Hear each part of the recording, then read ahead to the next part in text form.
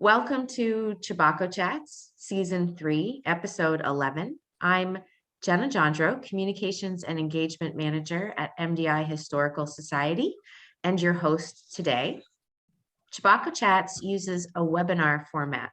So while you can see and hear us, we cannot see and hear our audience. So we do invite you to ask questions and send comments using the chat and the Q&A feature at the bottom of your Zoom screens. Feel free to ask whenever the inquiry arises. However, I will only be addressing questions at the end of the program. Today, I'm speaking to Thomas Urquhart about Governor Bernard's failed dream for Southwest Harbor. Thomas wrote about this topic in our 2022 edition of Chebacco, Imagining What If. Thomas Urquhart was born in London, grew up in New York City, and was educated at Oxford University. His career was devoted to the nonprofit sector, starting with performing arts organizations, and then for 30 years working on behalf of wildlife conservation. He came to Maine in 1988 as the executive director of the Maine Audubon until 2000, and he has lived here ever since. He's the author of 2 books, For the Beauty of the Earth, a collection of essays on nature and culture, and Up for Grabs, a history of Maine's public lands. He also wrote the chapter on Maine in 20th Century New England Land Conservation, a heritage of civic engagement.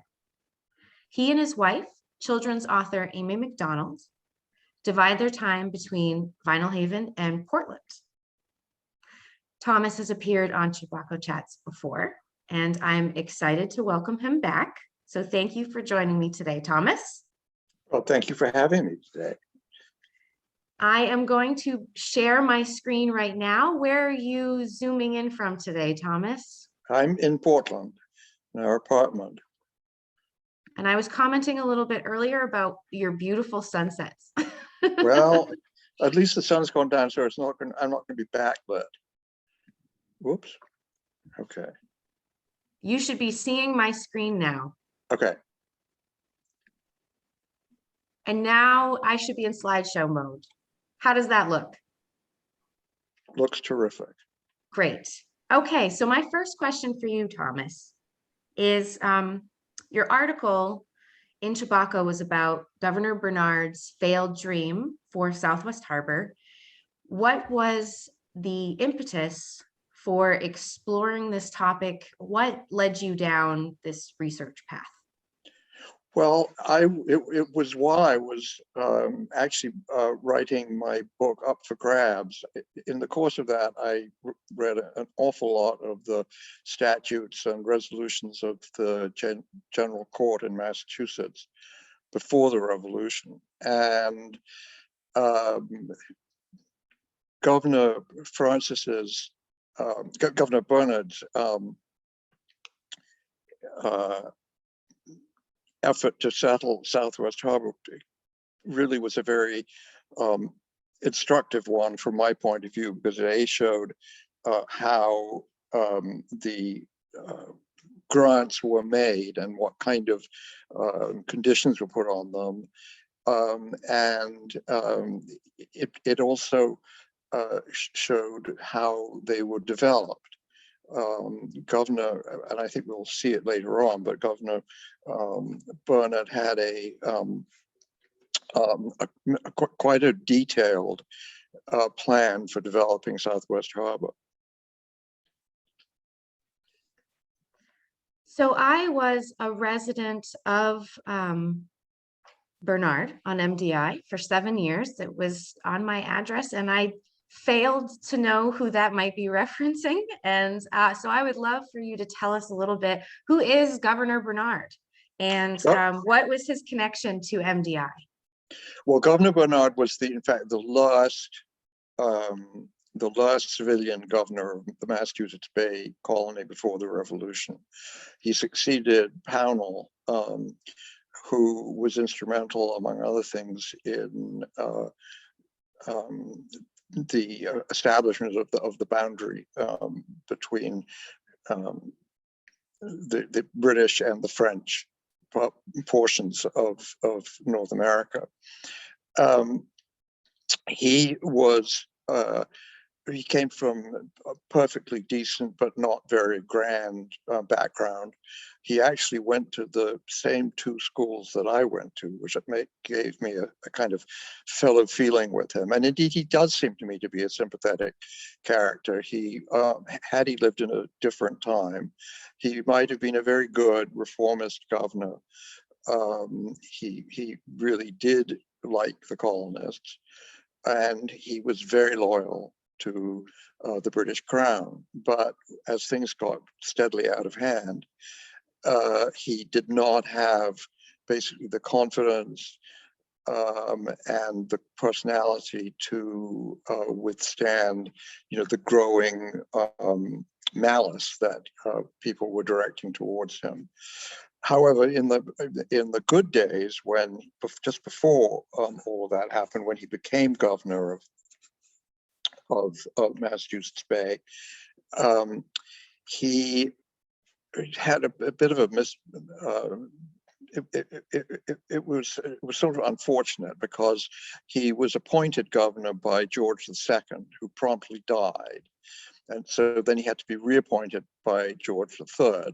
Well, whenever a king appointed a governor, there was a commission that the governor had to pay. So poor old Francis Bernard was paying double commissions for his governorship of Massachusetts Bay, coupled with the fact that he'd only been a governor in the governor of New Jersey the year before that. So in fact, at one point, he was basically paying off 3 commissioners, which he bitterly resented. And he complained to the Board of Trade in London, and the Board of Trade said, well, we sympathize, old boy, but you do much better to go to the General Court and see what they'll do for you. And the General Court said, well, we're not going to give you any more money, but we will give you some land, which we've just inherited from the French. The French and Indian War had finally come to an end. And Mount Desert Island, which had been a part of French America, became part of British America. And but the sneaky General Court had an ulterior motive in giving Mount Desert Island to the governor. They had also just surveyed and platted 12 townships in the land just to the north and west of Mount Desert Island. And they were very keen to have that grant approved by the king. So they thought, well, if we give Mount Desert Island to the governor, he's going to have an incentive to go to bat for us for our townships. It didn't quite work out that way, but that I think we'll get to that as we go on. So he is given Mount Desert Island as kind of a gift, a consolation prize. What a beautiful place to be gifted like that. And so he had not yet visited, was what I had understood from an earlier conversation with you. So he decides to go visit this island, and where does he explore, and what happens when he gets there? Well, he sails up from Boston.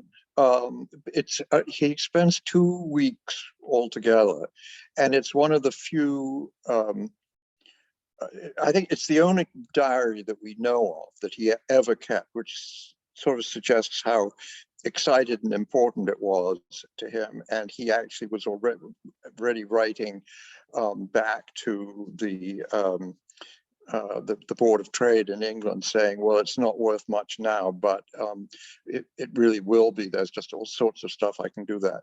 He sailed into Southwest Harbor, and that's where he basically was going to set up his village. He explored all the way around Southwest Harbor, looking for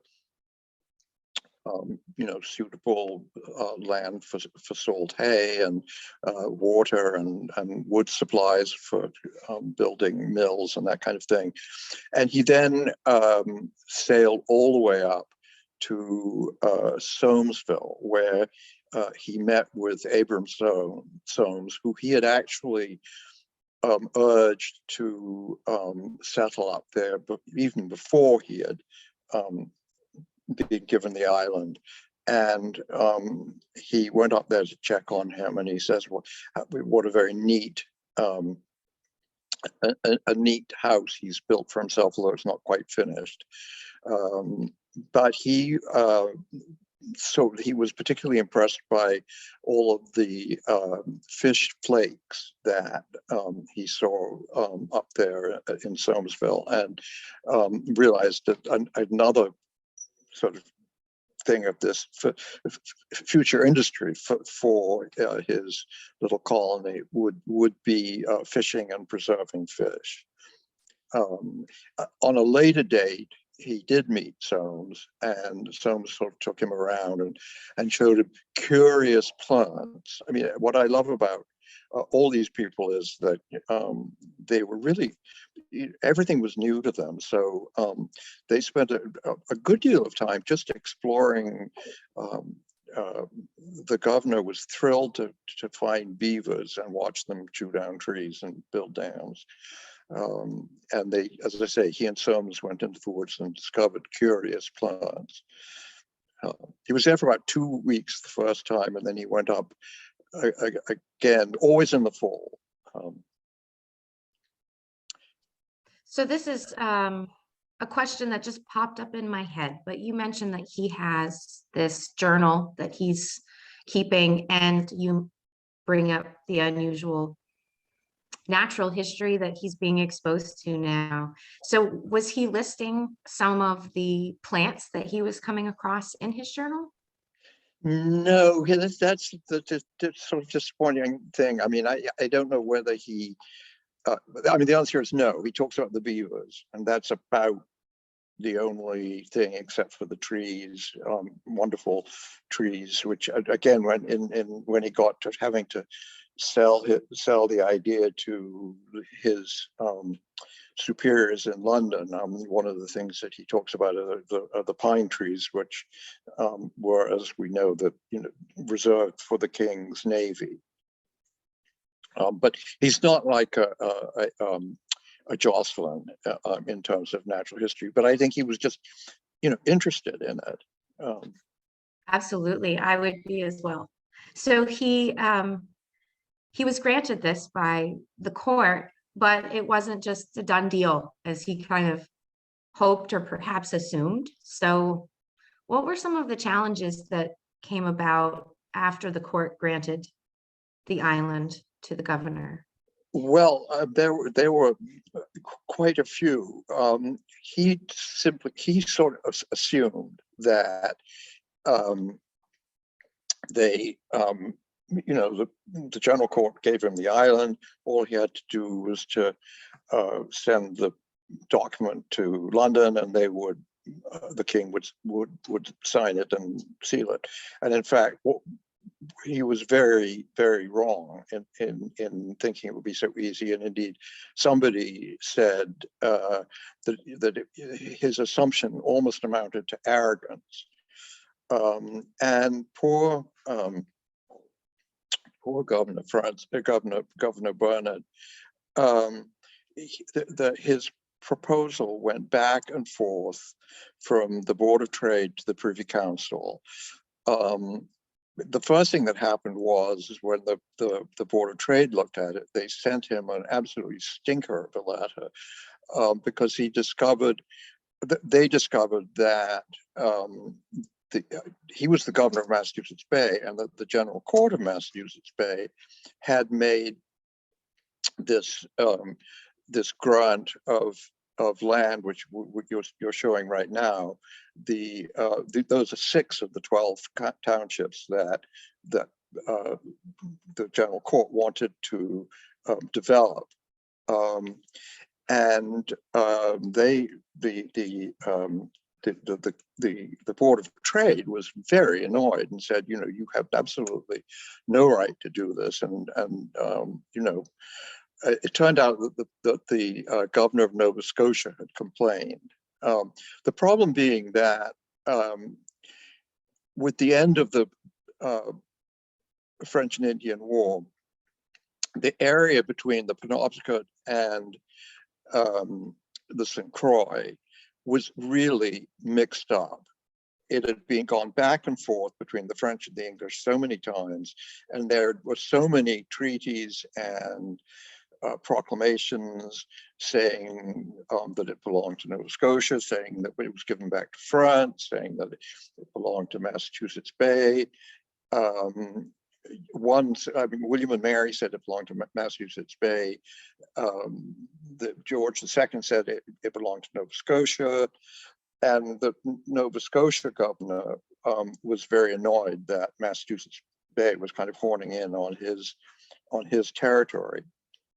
So that was the first bad mark. He managed to explain that away, and subsequently the Board of Trade said, well, you know, we've never given a grant like this before. This is an absolute first for us, so we do have to pay attention to it. But they did pay attention to it, and they did finally decide that although there was a problem in extending, you know, British responsibility quite so far away. I mean, we're talking, you know, this is what, 300 miles from Boston, 300 forested, swamped miles from Boston. So they were aware that it might be difficult to keep an eye on, but on the other hand, they were very keen to see that British America should be settled. So they recommended that he get his grant. The Privy Council, however, which was the next step towards the king, advised the king not to do it because they foresaw the possibility of diplomatic jockeying with their own colonies, with Canada, and they wanted to keep it as an ace in the hole that they could play off one side against the other. And this went on for 3-4 years. Meanwhile, the governor kept trying to keep his chin up. He had people on his side back in London, and they were organizing for him. But just to give you, I mean, it's sort of both touching, but also an example of the conditions in that time. He received 2 letters on one day. One from one of his advocates saying, well, it's in the bag, next week they're going to sign it, it's all okay. And the next letter that he opened the same day had been written just a little bit later, come on a slow boat, I guess, or a faster boat, and said, sorry, it's all off, we're at sea again, and I don't know what's going to happen. And Bernard was a very emotional man, and he sort of said, it may break my spirit. So from then on, he got more and more resigned to the fact that this was not going to happen. And in fact, by 1768, he was saying, you know, this great pleasure is now nothing but a thorn in my side. And he really wanted to get out of the whole thing.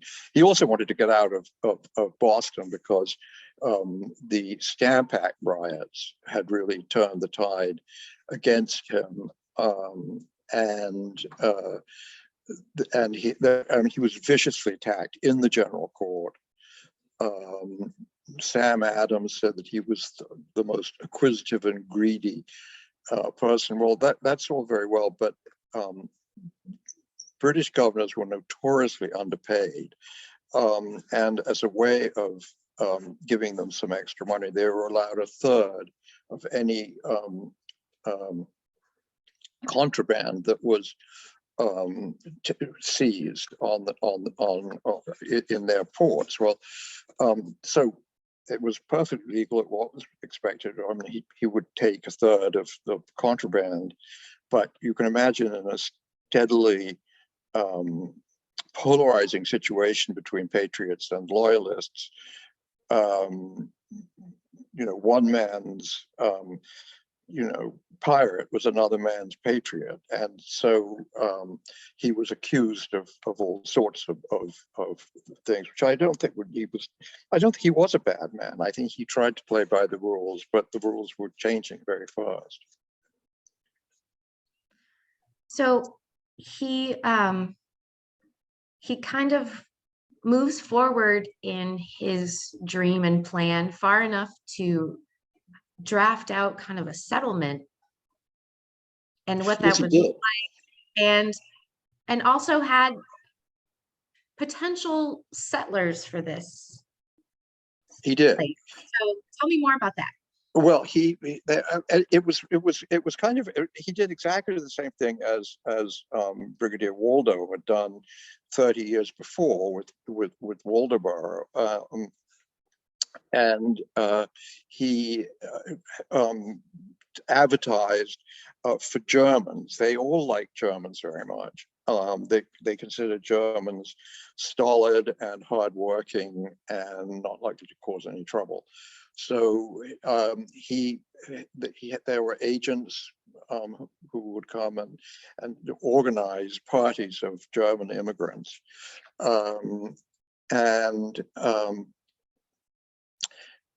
so that's he continued to try and do that, but as things got delayed longer and longer and longer, he kept writing to people saying, for heaven's sake, don't let the agent know that I have all of these problems, because they'll stop, they won't send them anymore. But on the other hand, he said that as soon as the first 40 families sail, I will have framed houses for them all. I mean, he was very keen on doing that, and he also was very interested in establishing. We talked about the fishing industry, but also hemp and potash, and there was somebody who claimed he had a revolutionary system for making potash. So he planned out, as we see there, his town. We have the harbor right in the notch there at the bottom, and these there are 10 lots of 5 acres each, one chain by I think 10 chains, which gives them that kind of longish look. And then in between every 10 lots, there was a lot was left for a road, and you can see those coming up. And he got as far as building 2 houses for himself, which were going to be right again at the fork. And we earlier saw the what's called the Atlantic Neptune map, which was made in the late 18th century, of Mount Desert Island. We had the illustration in the article, but this summer somebody actually gave me the original sheet of that, which is much larger, and to my absolute thrill, right where they should have been were 2 little dots for those 2 little houses that Bernard had built, and that was really just about as far as he got with his settlement. He was finally run out of Boston by the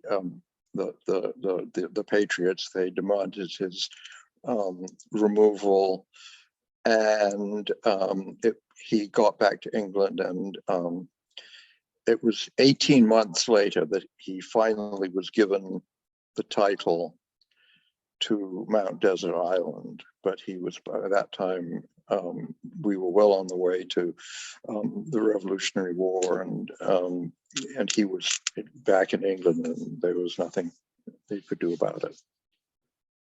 So the dream had failed. The dream failed. The dream failed. There is a coda, which is that his son stayed on in Boston, and after the war convinced the authorities that in fact he'd been a great patriot all along, which he probably was. And they agreed to give him back half of Mount Desert Island, and the other half was given to the granddaughter of the Cid, the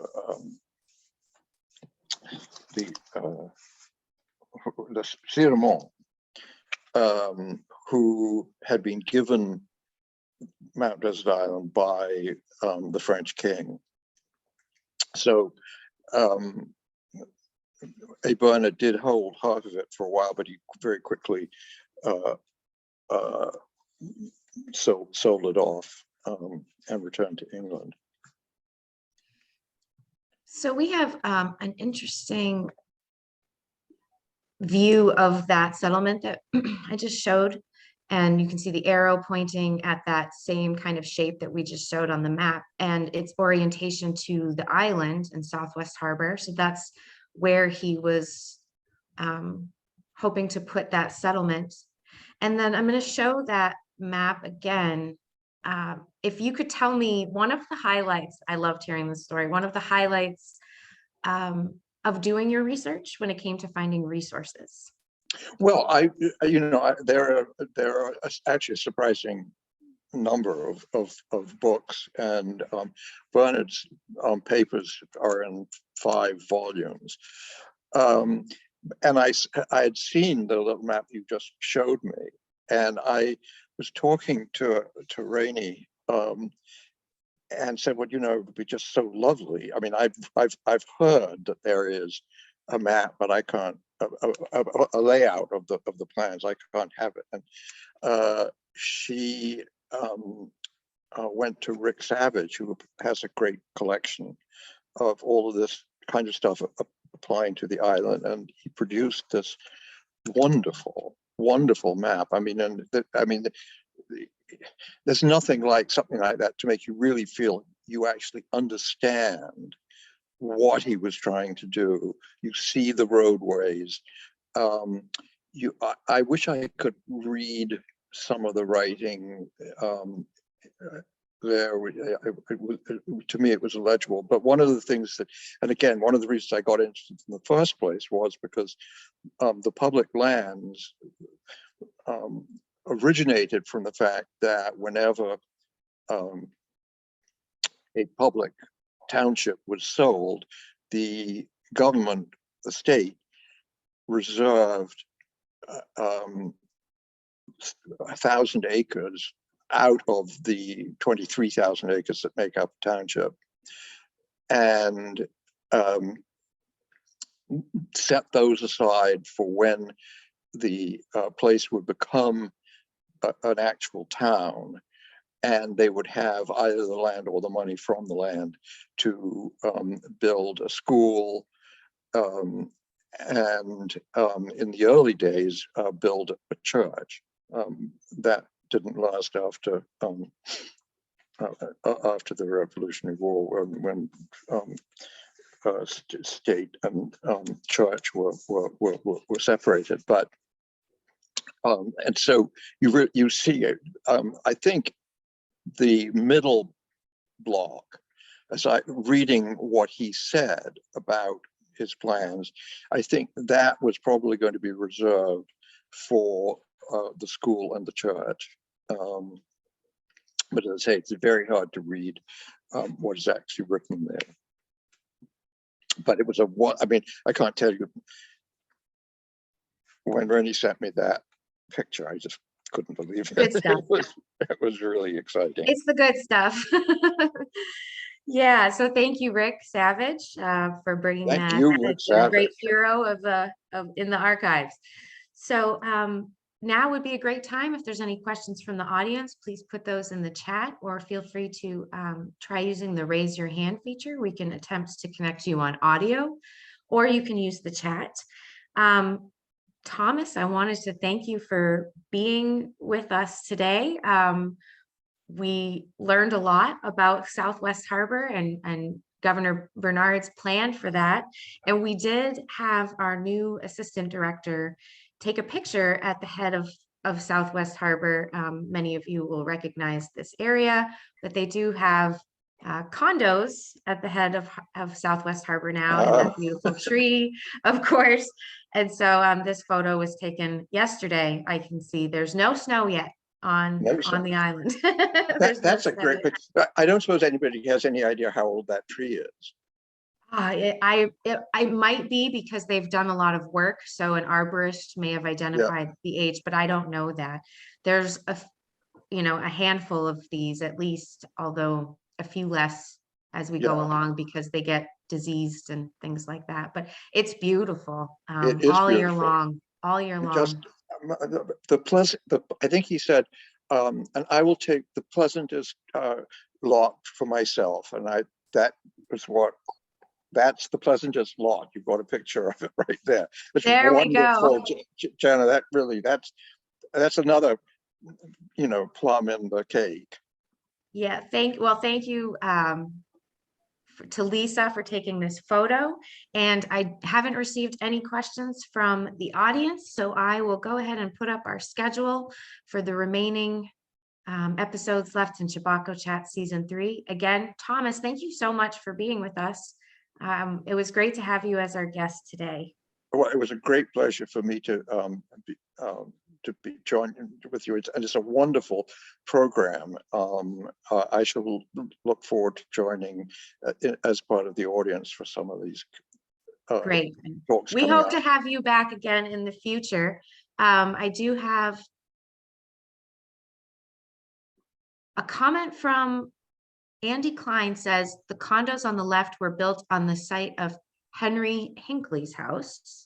So that is great for future additional research and future research.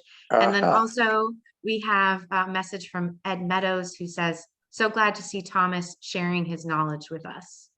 And say, Ed, I'm so glad you tuned in, and thank you for your email. And let's get together when one of us is in the other place, the other person's territory. Well, thank you so much, everyone, for joining us. Coming up on Chebacco Chats next Thursday, November 17 at 4:30 p.m., I will be joined by Karen Sieber and Sam Younger to talk about the Black resort that never was in Sorrento, Maine. You can view Chebacco Chats after they air at www.mdihistory.org/Chebacco-chats. And after post-production, we put them up the week after they air, so you can see YouTube videos of them there. And if you would like a copy of Chebacco, which is what these chats are typically based off of, just send us an email at info@mdihistory.org or visit our website and you can buy a copy there. Thank you so much for joining us this evening, and we will see you next week.